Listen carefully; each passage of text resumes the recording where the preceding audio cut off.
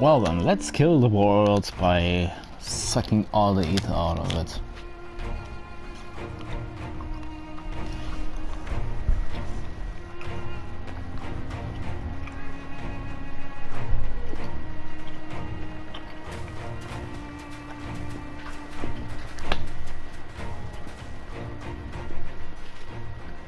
It seems the engineers have matters well in hand. Should the barrier work as we intend, Doma will be free to reinforce her allies in Alamigo without fear of weakening her own borders. Honored friends, the time has come to put your hard work to the test. Start the generator.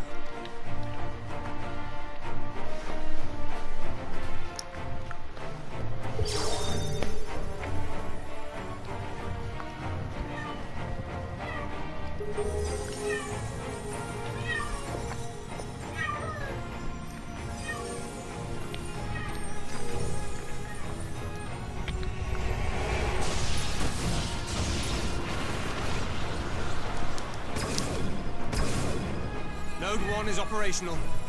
Nodes 2 to 8 are reporting similar energy levels. The barrier is forming.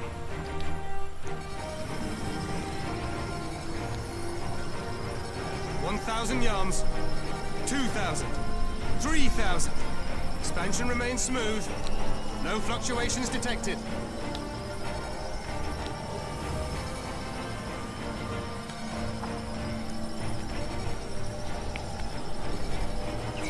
4,000, 5,000. Target altitude reached. The barrier is holding steady at 5,000 yards. We've done it.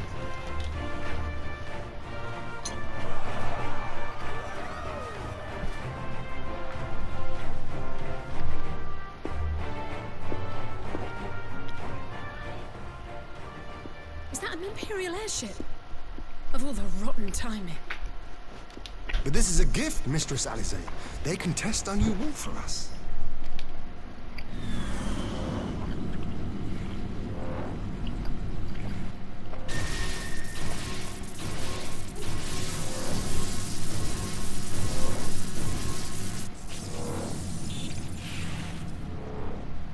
Seems solid enough, though I was hoping for a fireball.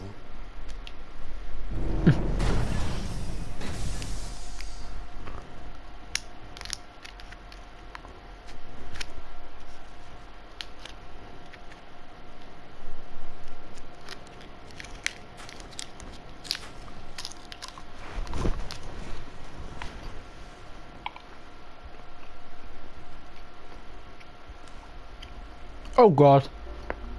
By the gods. It's Alphino. What are you? Let me go! He has my brother! Lower the barrier!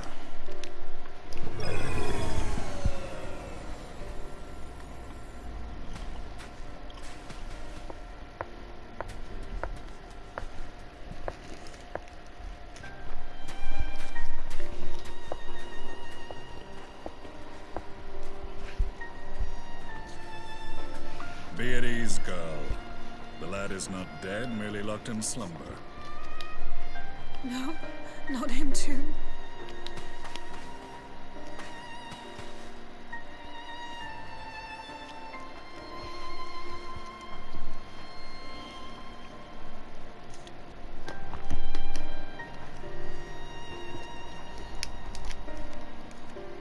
We could identify no cause and found no remedy.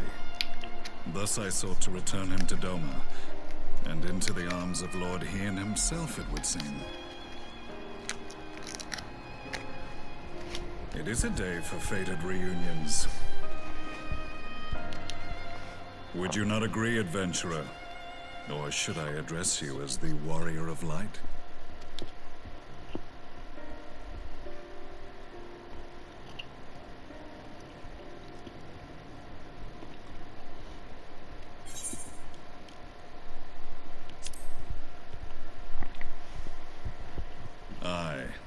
Gaius van Baelsar, the Black Wolf. That was the title I was given, one I have long since relinquished. Stand down. The legatus of the 14th Imperial Legion died in Castrum Meridianum. I am no more than Gaius Balsar, a man without rank or allegiance. Called There's no way you could have it. survived. Do you remember how it unfolded? How I was deceived by La Habrea? How I was convinced that reviving the Ultima weapon would allow me to bring peace to Eorzea? The Ascian used me, as he used so many others, all to further the restoration of his wretched god. Yet even with the might of Alec at my command, you bested me. And as the Praetorium went up in flames, I was content to burn along with it. For a moment at least. A moment of folly. To surrender my life thus would have been to betray all who died for my cause. It was for them that I dragged myself free of the rubble, and swore vengeance on the Ascians.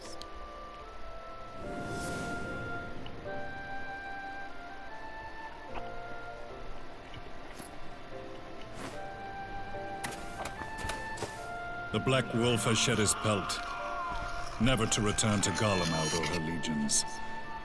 I live now only to exact revenge.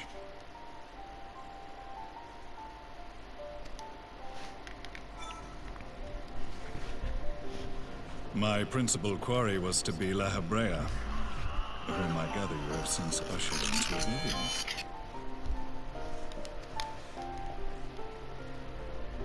But so many more remain. Long as their kind lurked in the shadows, laboring to sow chaos throughout our world, I would see each and every one dragged into the light and put to the sword. Are the Scions not of like mind? In this single respect, perhaps. Then I shall continue the partnership the boy began, and share what intelligence I have acquired. Among the Ascians, the Black-Masked Ilk are subordinate to those who wear red. This you already know. Yet among the red there exists a hierarchy. Those set adrift with the shards clearly stand below those still joined to the source. Nabriales, who once dared to intrude upon the Rising Stones, belonged to the former group, and while he was indeed a dangerous foe, his powers were inconsequential next to the paragons of the Source. The first was La Habrea, who plagues us no more. There is also the white-robed Elidibus, and the elusive Emmett Selk, about whom little is known. We have files on La Habrea and Elidibus, but I believe this Emmett Selk is new to us? As I assume my brother told you, we have evidence to suggest that an Ascian now walks in the body of the Crown Prince. Have you identified this interloper? Elidibus seems the most likely culprit. As emissary, it is his role to maintain the equilibrium between darkness and light. Your many deeds in Hydaelyn's name have upset the balance, and I believe he seeks to restore it by throwing his considerable power behind the Empire. As a leader of the Ascians, he is one of our primary targets. It was on the trail of this very prey that the boy and I came across the scene of a failed uprising. In the absence of a single Garlean casualty, we inspected the bodies of the rebels, and the lack of any external injury drew my immediate attention. They had been slain by Black Rose, an alchemical invention of the Imperial Army. When I yet served as legatus, I ordered its production halted, and all stockpiles destroyed. Toxic gas is not a tool of conquest, but of extermination. Toxic gas? This must be the new weapon Maxima warned us about. Something deadly enough to sweep away all resistance in a matter of hours. Gods. You don't think they're planning to use this in Alamigo, do you? Put your fears to rest. We infiltrated the production facility and destroyed all existing stores of the chemical along with the plant itself. Even should they rebuild the operation, they will not soon manufacture another batch. Regardless, I would draw your attention to a directive we discovered in the plant's records. The document was marked with a recent date and authorized with the signature of one Zeno Ciegalvas.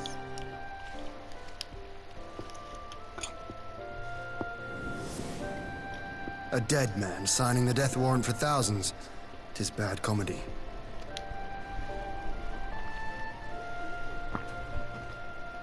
But the tale does not end there. Within that same facility was a chamber filled with devices of elegant design. Cloning technology, we realized. And what should we find in each and every incubator? But a young Emperor Solus.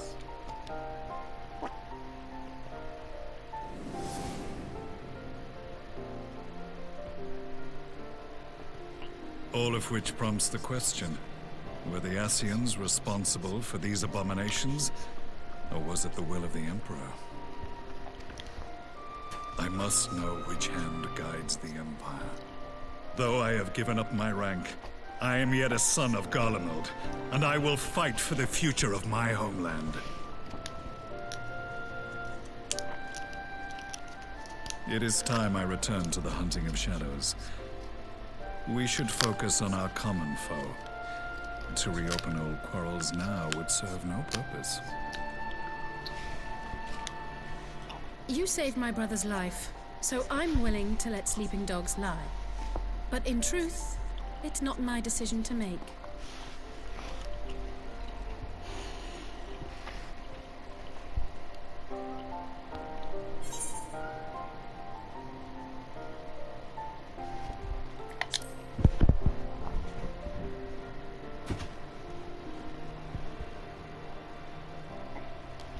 There was a time when I scorned those who placed their faith in false gods, even as I, in my blinkered conviction, place mine in Ascian promises. Unlike yours, my strength of will and my restraint was found wanting. We shall meet again, warrior of light.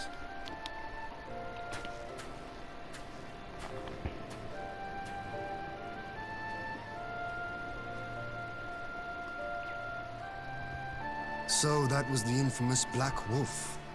An unexpected ally, to say the least.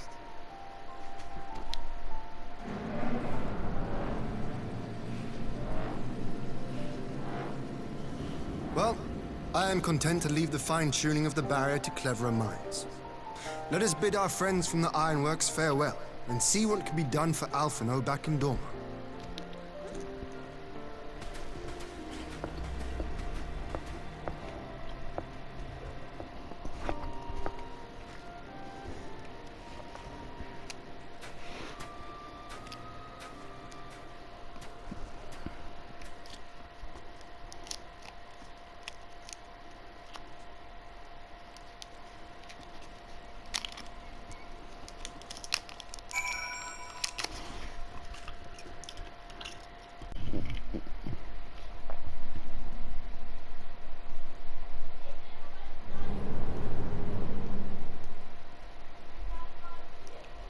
Oh, okay.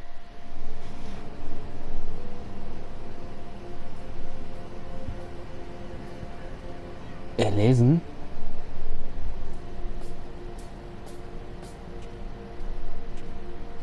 Our supplies at Black Rose have been ruined, but the new plant is already under construction. We should have the first batch ready in time for the offensive, Your Radiance. See that you do.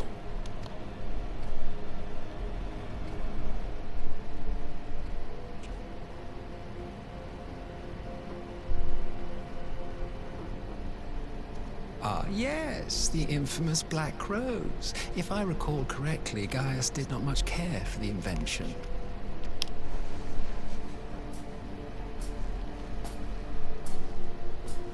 A ruthless and indiscriminate weapon indeed, this airborne poison.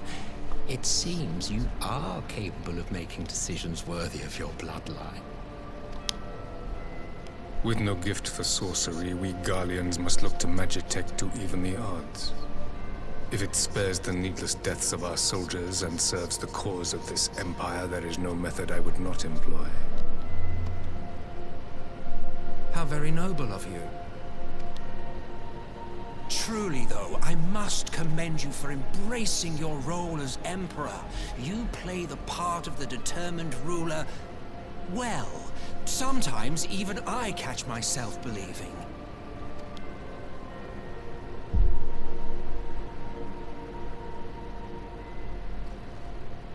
A silent agent of death. Now that I think on it, Black Rose may well possess the perfect aspect. Slowly but surely, the deluge of light has worked upon the ether here in the source, and the gas should be most susceptible to its influence. Well, I shall leave you to your own devices. Go forth and bloody the land with your grand and glorious war.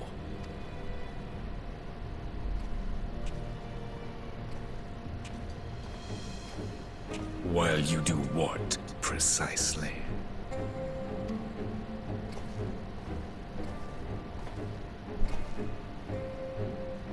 Need you ask? I will be doing what all Ascians do. I am well aware that your kind exists only to usher in the next calamity. But you seem oblivious to the harm your singular agenda causes to the Empire. You cannot have forgotten the events which followed your mortal demise.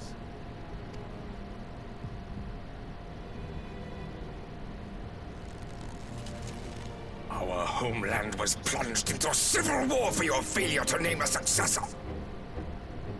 The edifice you so carefully constructed was but a hair's breadth from collapse.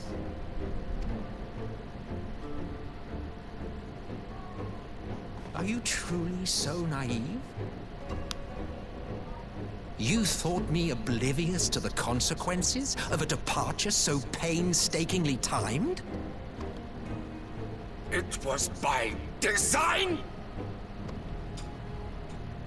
Well, of course it was. Though I will admit the resulting panic exceeded even my wildest expectations. But how can you be surprised? Throwing the world into disarray was the very purpose for which this nation was, as you say, so carefully constructed.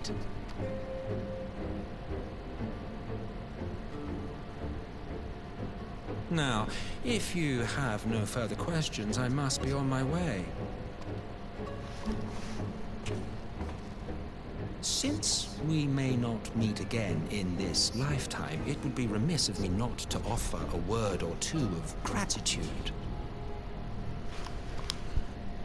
I really must thank you for this surplus of vessels. I can mold any host into my own image, but having bodies tailor-made for me in this fashion is so much less tiresome. You dabbled in Allagan cloning techniques, yes?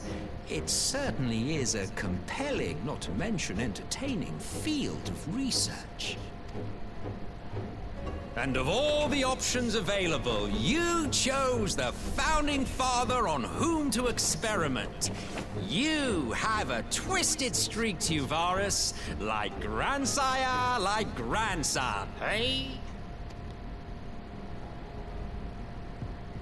If events play out as planned, this will become something of a family enterprise. You will be the capstone of this world, I the anchor and shard, and together we will give the lie to this star's fraudulent existence.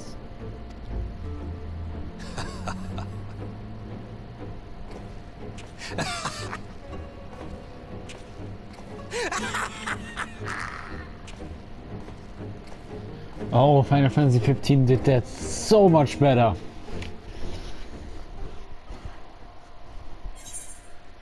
Oh, 15 did it so much better.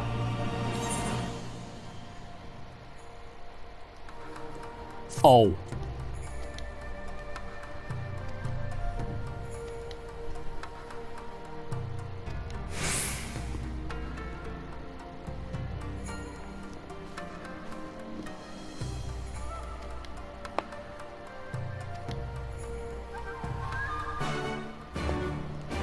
Oh, 15 years. It's so much better.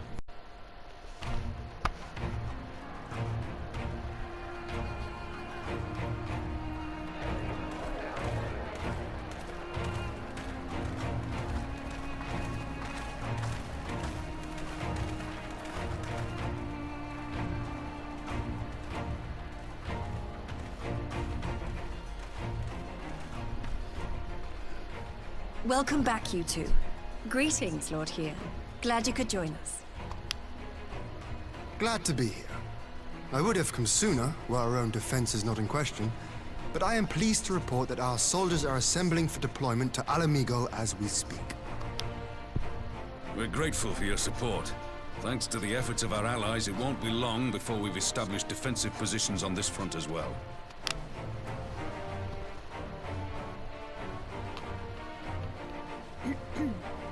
We have some good news too. Alphino has come back to us. As for the bad news...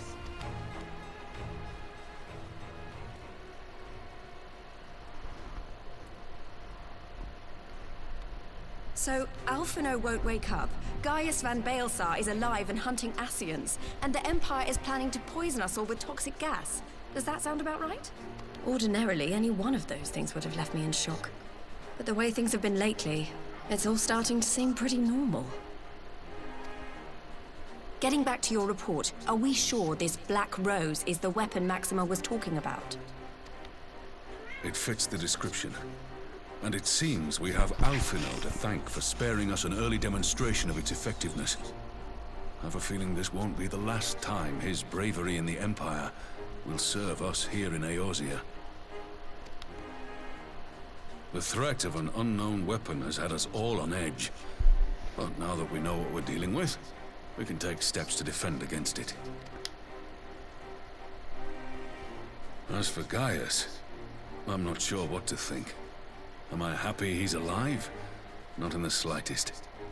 Am I happy he's hunting Ascians? Aye, I'd have to say I am. Oh, speaking of Garleans you didn't expect to see, we have a tale of our own, as it happens. When we sent envoys to the Imperial Army to request talks, they returned with the message that Varys Zos Galvus would be attending.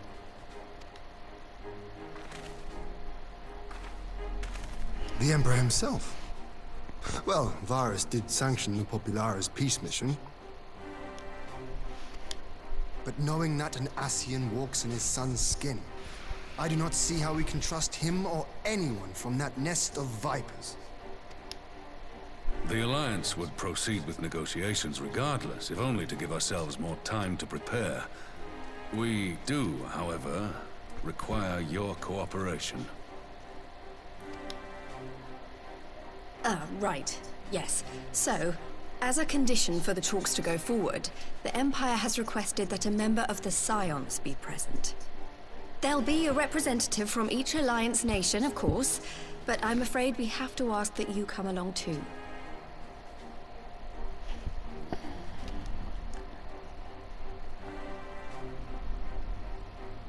God, Lise, you know how much I hate politics.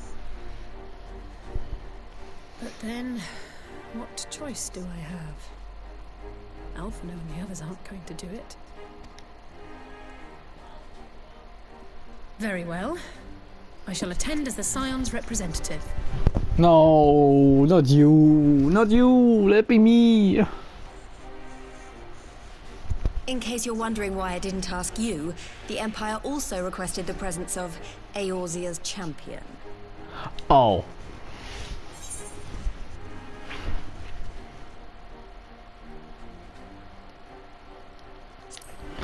I'll be there.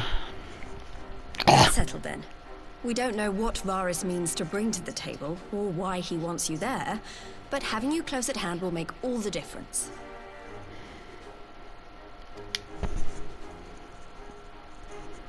The meeting will take place on the border. Anticipating an early assault, we mean to position the bulk of our forces nearby.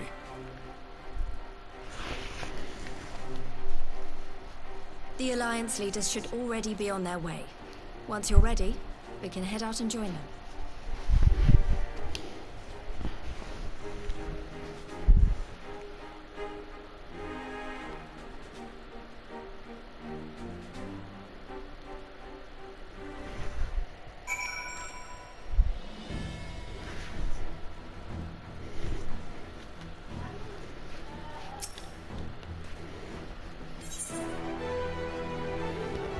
I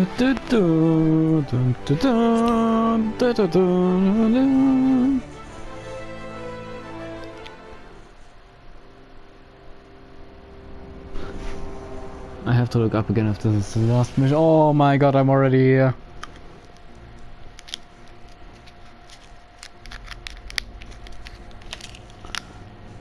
The generals as the representatives? Are you mad?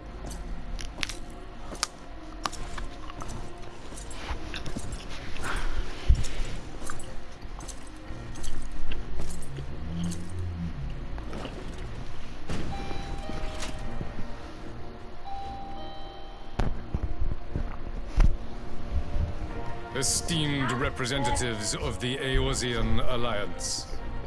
On behalf of the Garlean Empire, I thank you for inviting me here today. As this parley was convened at your request, I invite you to speak first. Very well, Your Radiance. I, Nanimo Ulnamo, 17th in the line of Ul, should be pleased to oblige you.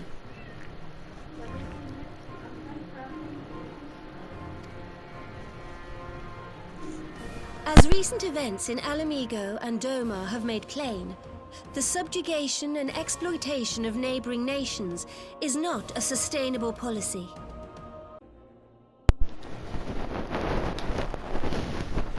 Should this day end in war, you may very well defeat us, but you will never extinguish the people's desire for freedom. Though it may not be in our lifetime, there will be another revolution, another war, and the cycle will continue. Doma has entered into a concord with the nations of Eorzea, a partnership wherein we recognize one another as equals. Garlemald could be afforded similar treatment. You need only set aside your ambitions and join us in paving a path towards peace.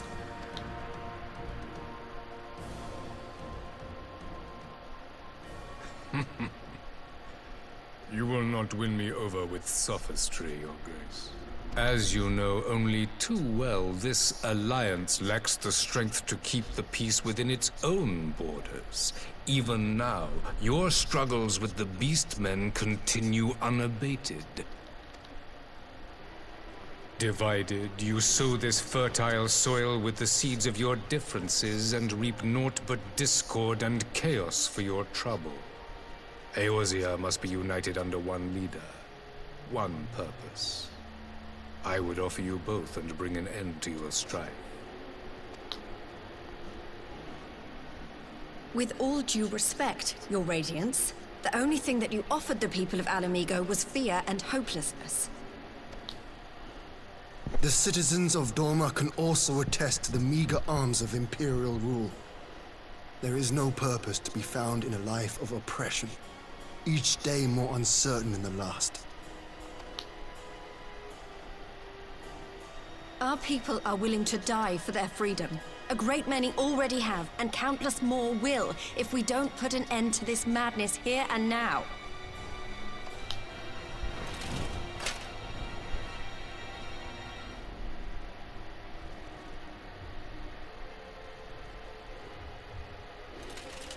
We brought order and stability to your lives. This madness and bloodshed is of your own making. You broke the peace, not Garlemald. Excuse me? Peace. Order. You kill our peoples, despoil our lands, take everything that is ours. And what? You expect us to lick the boot that grinds our faces into the dirt?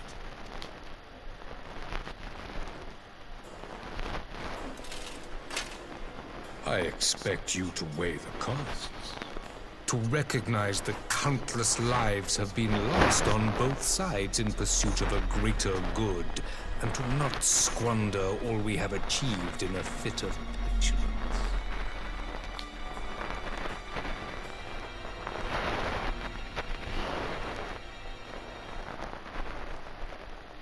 Your Radiance, I fear I can personally attest to the dangers of pursuing one's vision with such righteous fervor. For 1,000 years, the Holy See of Ishgard waged war with dragons. 1,000 years of sacrifice, of sorrow and hate, in which we bathed in the blood of friend and foe alike. Had it gone on any longer, we may well have drowned. Yet we have chosen to raise ourselves out of this bloody spiral, and have since made peace with our former enemy. So I understand. No doubt the dragons were more receptive to your overtures in the wake of their leader's demise.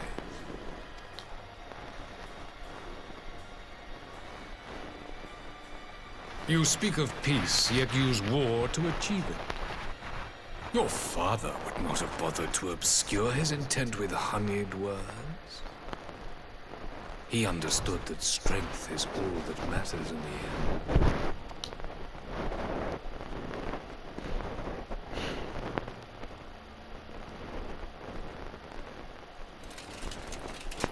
Without his clarity of vision, I can but wonder what will become of Ishgard and her people.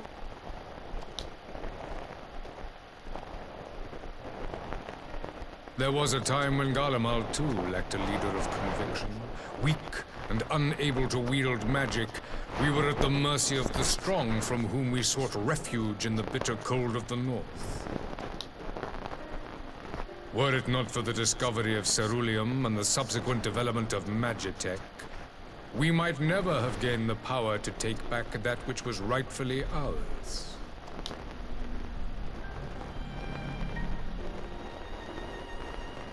You speak as if your people were the first to have been driven from their homes. Limsa Lominsa was built by wayward souls in search of a place to call their own. On the shores of Vilbrand we found it. And from those humble beginnings did we grow and flourish. And all without robbing our neighbors of their liberty.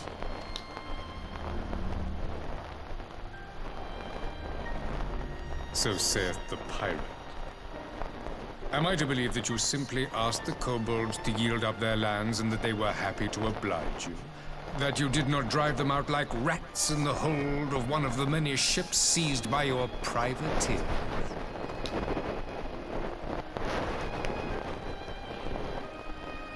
I will concede that after centuries of exile, reclamation may be mistaken for invasion. Nevertheless, it is not. And those who till stolen soil have no right to object when cast out in turn.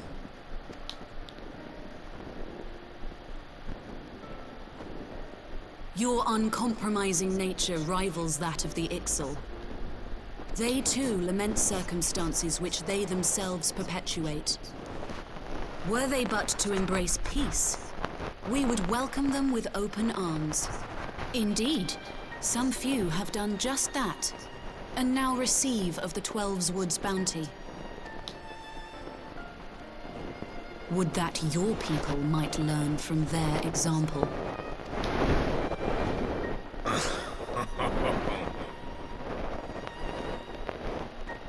You dare compare us to the Birdmen? You who thought to invoke the 12 and threaten all of creation?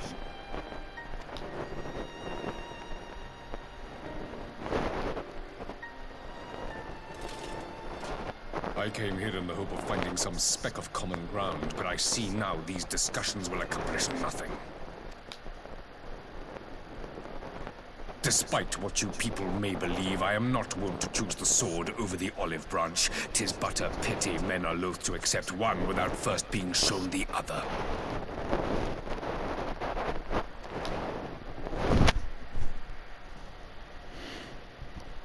Wait! I beg you. This meeting was supposed to be a chance to find a way forward together, not to bemoan the missteps which brought us here. Please, if you truly consider violence a last resort, there must be a way we can come to an agreement.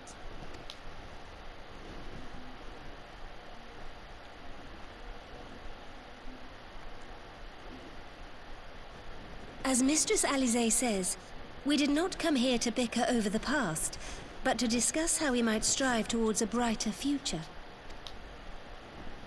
Emperor Varys, may I suggest a short recess, that all present might compose themselves prior to beginning anew?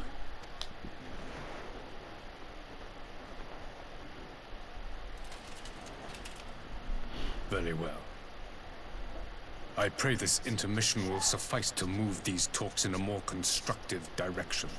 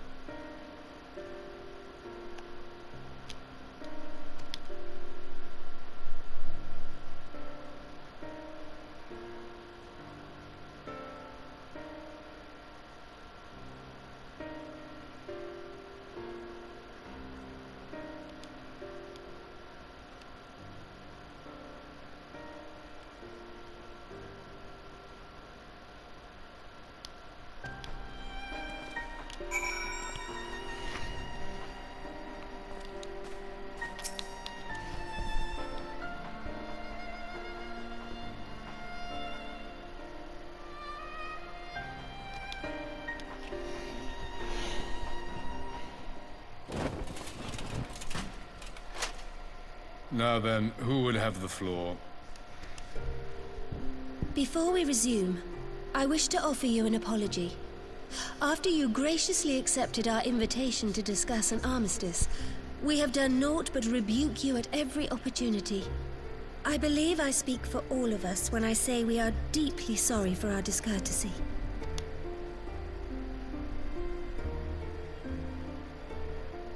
I'll admit your familiarity with our affairs surprised me, and served to remind me how little I know of yours. I think all here can understand the desire to reclaim one's homeland. But why expand further? That is my question. If I may, the answer can be found in the Imperial doctrine they took great pains to impart to my people. Recognizing the threat Icons posed to the world, Solus Zos Galvus decreed that they were to be eradicated. To this end, he began a campaign to unite all lands under the Garlean banner. Or so we were taught. Yet the Emperor only reached the burn, the Baron said to have been laid waste by Icons, after conquering all the lands that lay between. What is more, I am quite certain the practice of summoning was not nearly so widespread in the days before the Empire's founding. When you put it like that, it all starts to sound like an excuse, doesn't it? But to distract from what? Why are you really waging this war?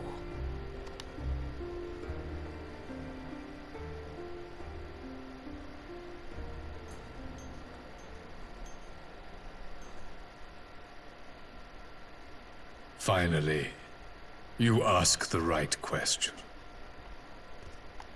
I can but hope you heed mine answer and at last accept the righteousness of our cause. My goal is this: to return the world to the way it once was, the way it was always meant to be. In doing so, mankind will be made whole once more.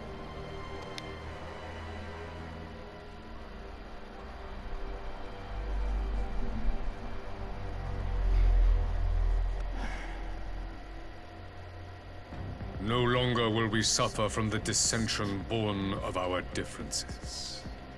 There will be but one race, a perfect race, as we were when time began. What in Rulga's name are you talking about? I am talking about the origins of this star, of the source and its 13 reflections. At the instant of the great sundering, 'twas not only the world that was shattered, but mankind itself. Thus were we divided into myriad races, each with its own unique imperfections. That is why man looks upon his neighbor and feels fear and hatred, why he wages war, why he kills his brother. You all in your own way have proven as much today. The peace you seek is but a fleeting solution to a fundamental problem. One which calls for more drastic measures. To bring about everlasting peace, our worlds must be rejoined.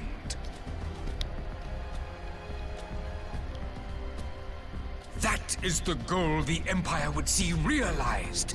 The glorious future unto which we shall one day shepherd mankind.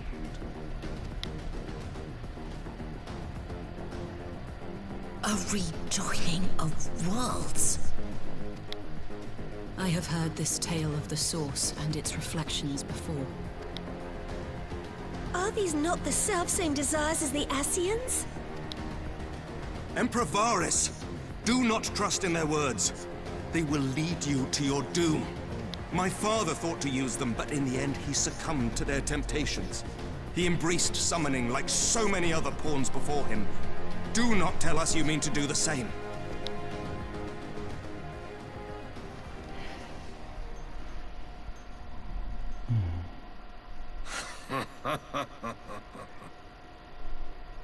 To be a pawn, free from the burden of choice, would be a blessing.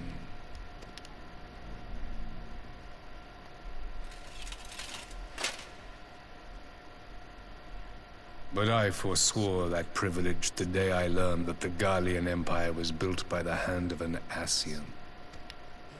What?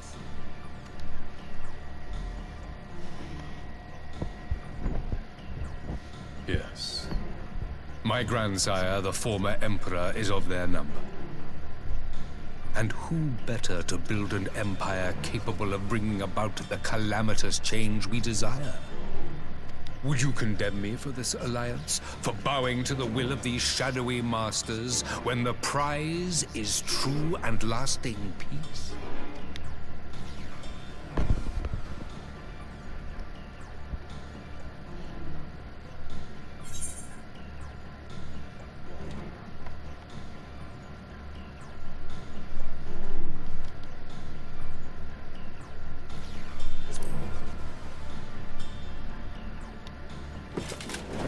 I come not to conquer, but to liberate. To free man from the prison of divergence. Imagine a world united. One perfect race beneath a single standard. An army before whose might these servants of darkness and light would fly as leaves in a storm, never again to meddle in man's affairs. We would be the masters of our own fate.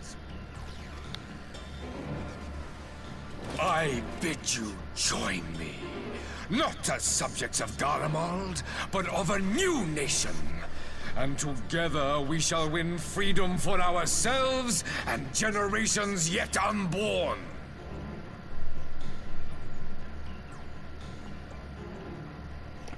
Oh. You want to trigger another half-dozen calamities? You can't be serious!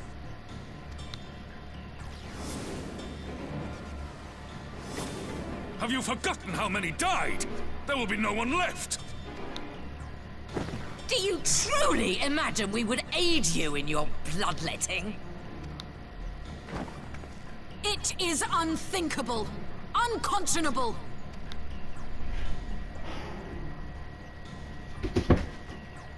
Sit down. And what is the alternative? To be as cattle waiting for slaughter?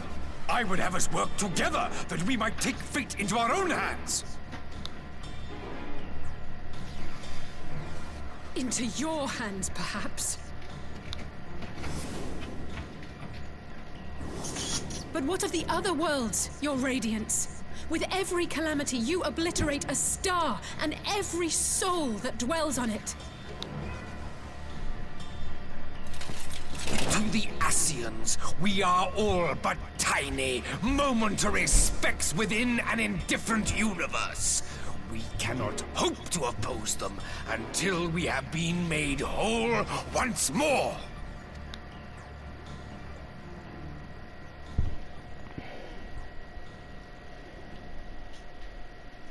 Are these truly the words of Garlemald's ruler? The flaws and foibles which you so abhor are what make us who we are. Every nation, even yours, Emperor Varys, is made whole through the combination of these imperfections, the strengths of one compensating for the weaknesses of another.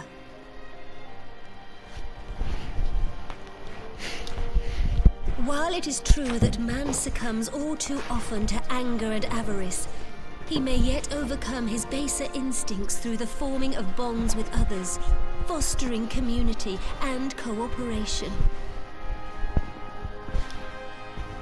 That the protector of an empire should not only reject these fundamental truths, but seek to change them at so dear a cost to life is indefensible. Such a man is not fit to govern.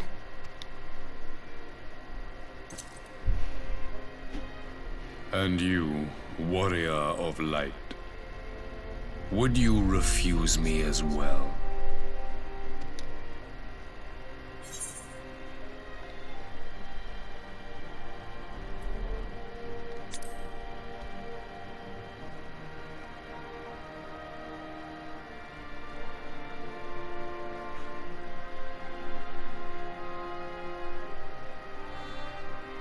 would seem the Alliance is of one mind on this matter.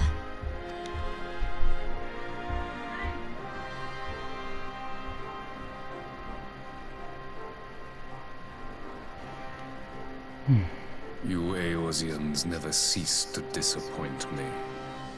Though I suppose I have only myself to blame for expecting more from savages. This discussion is at an end. I bid you make ready for our next meeting. It will not be at the negotiating table.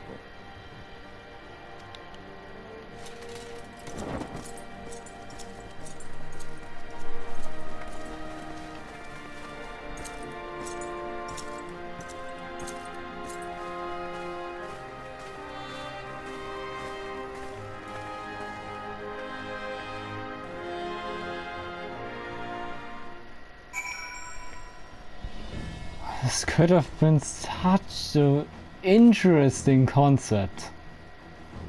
Especially in the fight against the Ascians.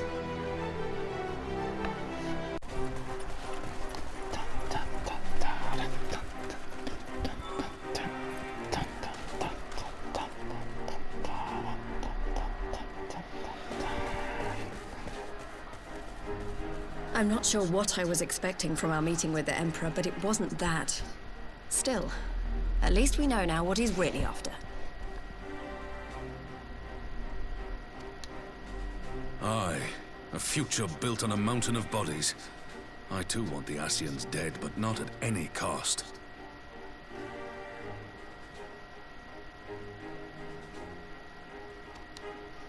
The last of the reinforcements from Dorma arrived not long ago. I pray it will be enough. Given the Emperor's stated goal, this is a battle we can ill afford to lose.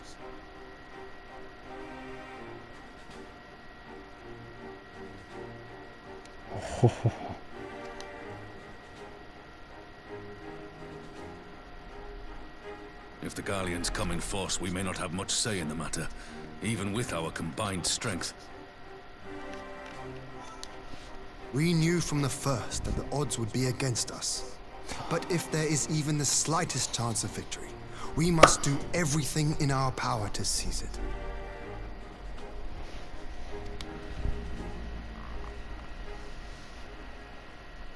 We must seize it, full stop. Here!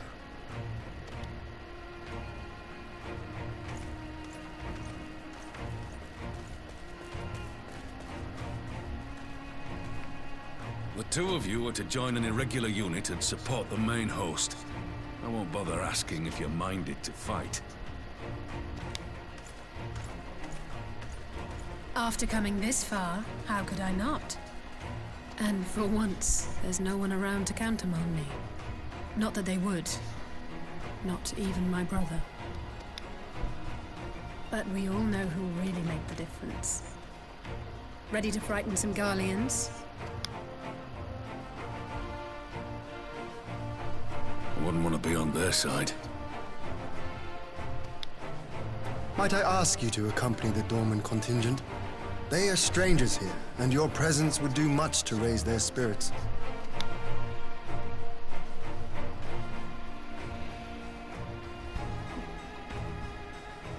We would be honored. When our people stride out with you in their midst, I dare say the Eorzeans will feel an ilm taller themselves. High spirits have a way of spreading. What I wouldn't give to join you. But my duties as field commander will not allow it. I'll leave the front lines in your capable hands.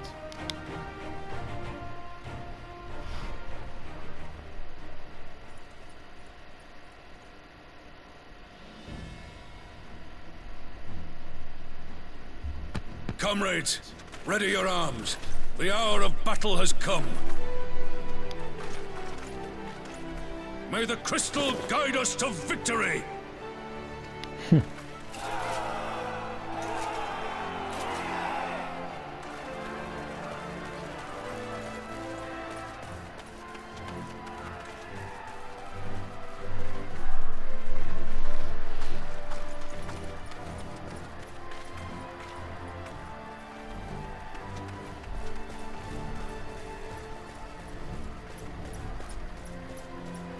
Since the others couldn't be here, we'll have to fight twice as hard. If Alphinaud wakes to find the Imperials have won, I shall never hear the end of it. It's strange. I thought I would be terrified when the fighting started. I should be terrified. But with you at our side, I can't help feeling everything is going to be all right.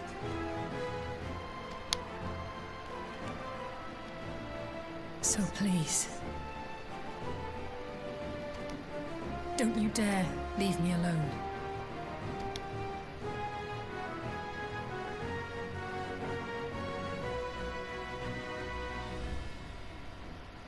No matter what happens, we have to survive together.